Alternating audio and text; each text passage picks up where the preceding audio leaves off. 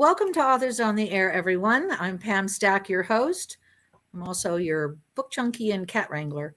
Today is a very special day. My dear friend Kristopher Zgorski, who is the editor, owner, chief bottle washer for Bolo Books, Beyond the Lookout Books, is one of the most highly awarded book reviewer and blogger in the United States and other countries.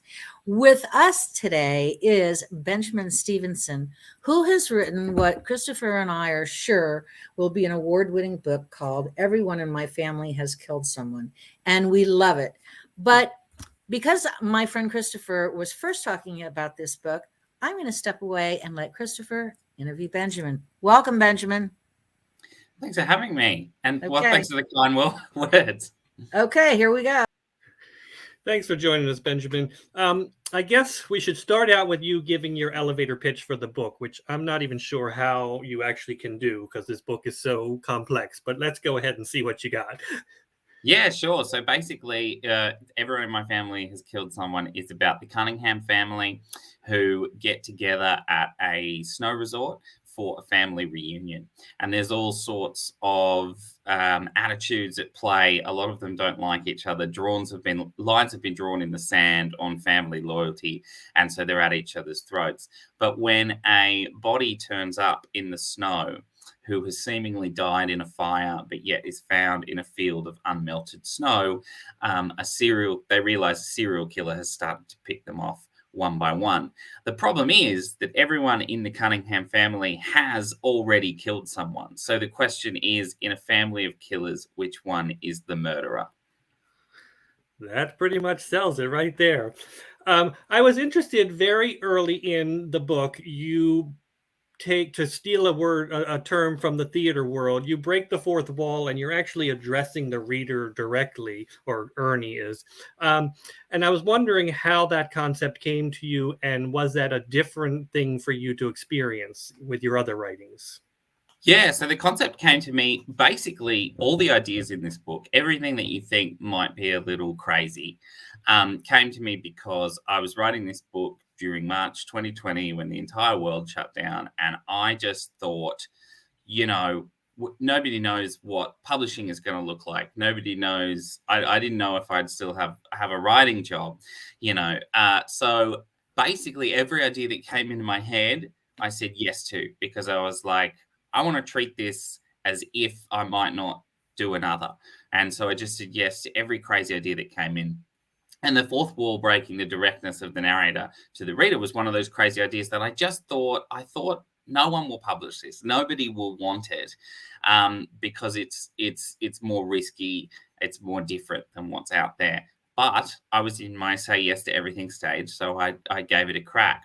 But the real inspiration of it, or the real idea, was that I wanted to have a mystery novel read along with the reader as a team effort. So the detective in the book and the reader are a team that solve the crime together. And I think that's part of every crime novel that you read. Every good crime novel brings the reader in and makes them a part of it, rather than just telling them the clues and the answers.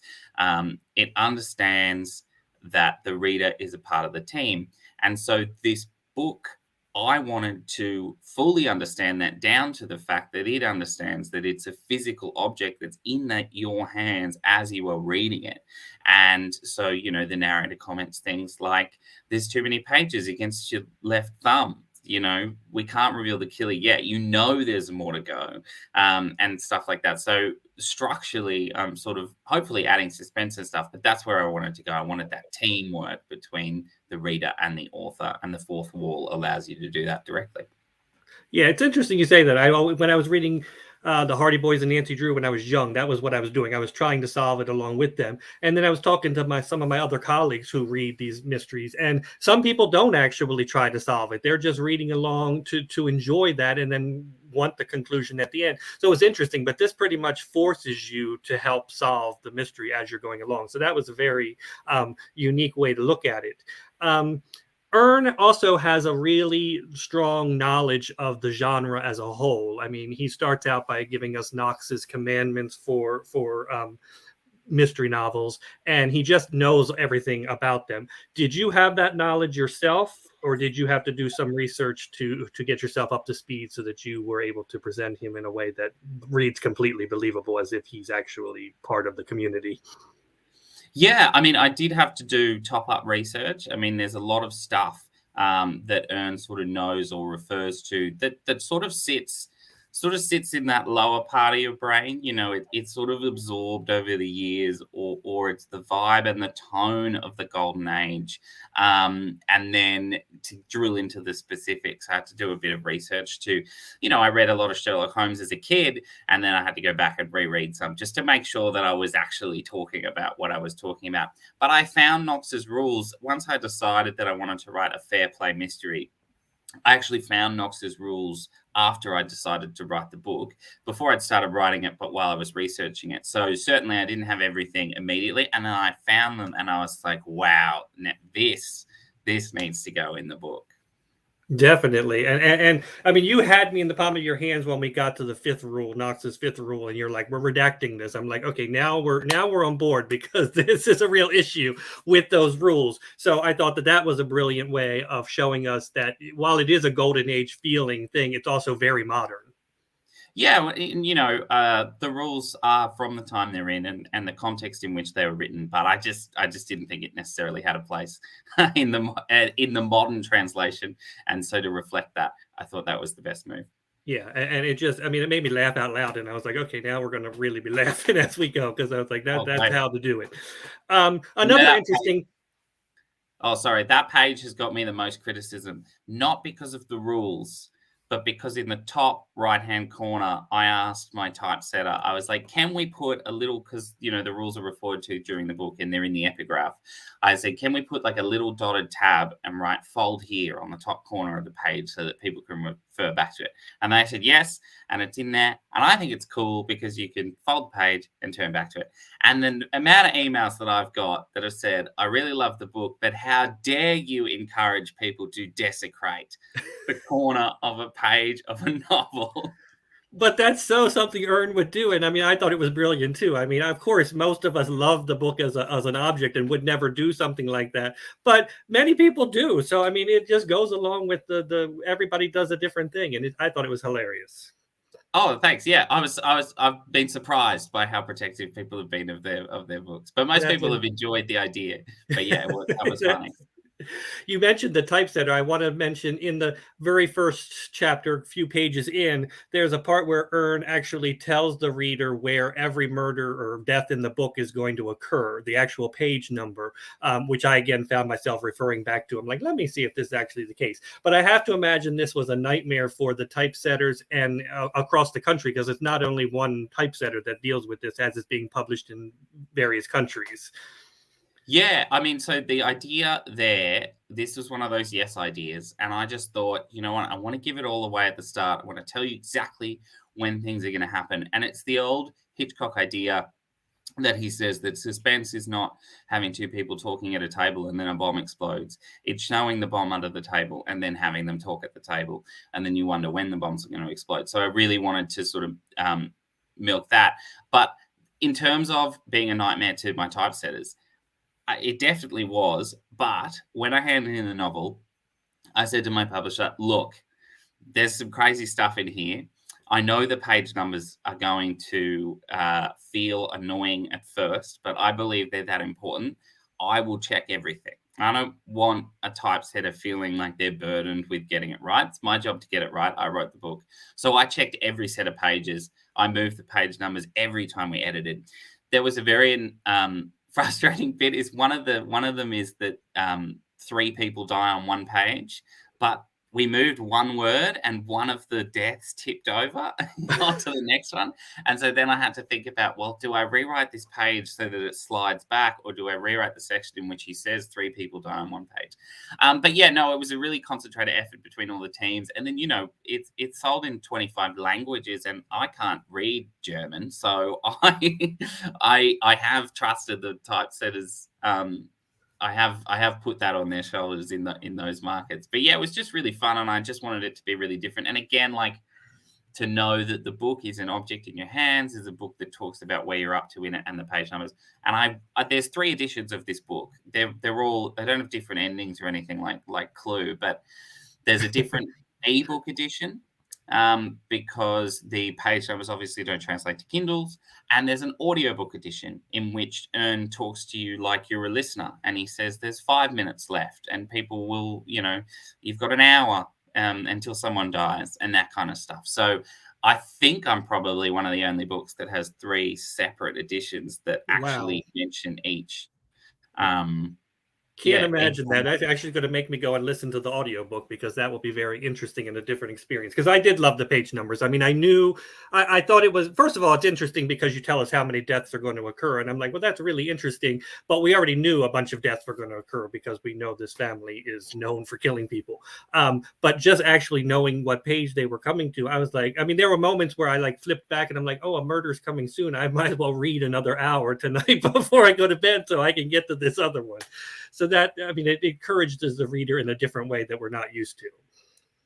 Yeah, well, I'm glad it works. And, it's just, he gives away the page numbers, but he also says things like, oh, there's one plot hole and there's no sex scenes and this happens and this doesn't happen. And so it sort of really sets your expectations for what the book is in just that, and sets up his candor and his tone really well. So I really do love that section and I'm really proud of it. Yeah, and he also, in that section, another thing that I thought we'd talk about is the unreliable narrator. He sets out very clearly telling us he's not an unreliable narrator and then tells us the history of the unreliable narrator in the crime field. And as a reviewer and reader of crime fiction for years, I'm like, as soon as somebody tells me they're not unreliable, I'm like, okay, now I'm questioning whether or not you're actually being honest or not. And I thought that was also an interesting way of blending the modern, because the golden age really didn't have a whole lot of unreliable narrators in the sense that we think of them as today. So that really brought the golden age and the modern back together in that unique way there too. Yeah, well, I think one of Knox's rules is specifically written as a dig at Agatha Christie for doing some unreliable narrator innovation in the form. But I think you're exactly right. Modern thrillers, particularly psychological ones rather than sort of detective stories, there is a lot of unreliable narrator stuff that's really taken off. And when it's done really, really well, it's fantastic. I won't besmirch any book, but when it's done badly, it is tantamount to sort of lying to the reader. It's the type of book that Annie Wilkes would not particularly like. Correct. Is the way that I was thinking about it. And so I was just like, well, what if you didn't lie to the reader? What if you actually dedicated a book to not lying to the reader? And that's where Ern comes from, that he's wholly reliable. He's very careful with his word choice, but he is not unreliable. And I did like I said, I originally, as soon as he said it, I'm like, okay, now I don't believe you. But then he really quickly convinced me that, okay, he really is going to tell me the truth here, or the truth as he sees it. I mean, the fact is that every person is unreliable because we're only seeing things from our own perspective. But you're right, it becomes a bit of a trope and a cheat when you're suddenly bringing in alcohol and drugs and bump on the head and all these other things that cause people to not remember things that they should normally remember. Provided that you don't show the reader something that they didn't see, I think is totally fair. But I think with Ern, that's why the page numbers are so important, because he sets himself up as a reliable narrator, and then I've got a very short window in which to prove to you that he is going to be one. And so that's where that device sort of reflects that.